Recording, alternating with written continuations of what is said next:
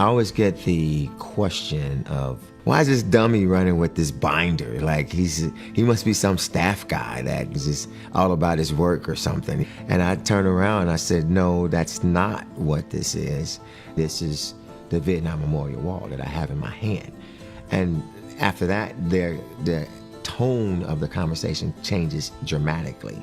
Because it's like, are you serious? And I'm like, yes. So I opened the book up to the first page and I showed him, and they started looking like, holy smoke, he has literally the Vietnam Memorial Wall in his hand. And he's running with it the entire length of the race.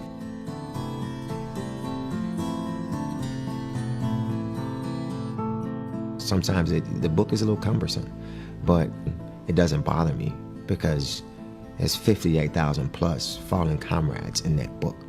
So what I'm doing for this little short period of time is nowhere near the price that they had to pay for us to do what we do. I carry the binder on all of the military-oriented races. Marine Corps Marathon, the Soldier Marathon, the Air Force Marathon, and the Navy Nautical. A lot of what shaped me goes back to Terry Leon Williams, United States Marine Corps 0311 Infantry. It started there. I think my military service started there. He's a Marine, and he was a Marine's Marine. He was a man's man, and I learned a lot from him. Several years ago, when my dad had just passed, and I was looking for ways not just to honor Vietnam veterans, but to honor my dad.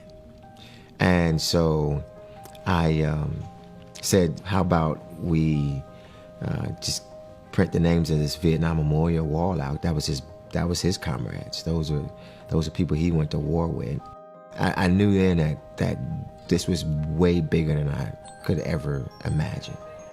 When I came back from OIF, the plane landed and they had fire trucks on the runway and they were spraying water and they had a big American flag on it, and it was just a really big deal. We got off the plane and everybody was hugging and kissing us. It was crazy. I was like, holy smoke. It was hundreds, thousands of soldiers walking through the airport, and I thought to myself, my dad and his comrades didn't get that. It wasn't America's finest hour. So that's why I chose, in my small way, to show my appreciation for him and them for their service to this nation. It's an act of remembrance, and it's an act of appreciation for them and what they've done. My dad really didn't talk about Vietnam. My Uncle Henry, he went to Vietnam with my dad. He didn't make it, he came back. But he wasn't the same. The hidden scars of combat, he presented them outwardly. And by doing so, he ended up committing suicide. Every time I go to the 10 Miler, I visit the Vietnam Memorial Wall, and it is a very moving experience for me.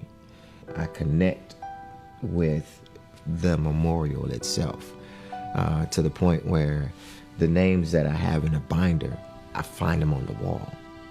And I sort of walk the wall ever so slowly, just looking from panel to panel. I connect with those 58,000 plus fallen comrades on the Vietnam Memorial Wall. I didn't appreciate it then, before my military service began, but I sure as heck understood where he came from after my military service began. Because after that, you see things through your own lens, through your own eyes. You could see how beautiful this world is, and at the same time, how dangerous it is, and how deadly it could be. This was pre-Army, and so I was like the ice cream man right here. And so I lost my love of running at that time. Because in the Navy, it's all about systems and ships, and there's not a lot of room to maneuver to run on a ship. One of the things I'm significantly or seriously passionate about in the Army is people and soldiers. And The Navy's a little bit different. It's not about people, at least from my position. It wasn't about people. It's about systems. The Army is definitely all about people.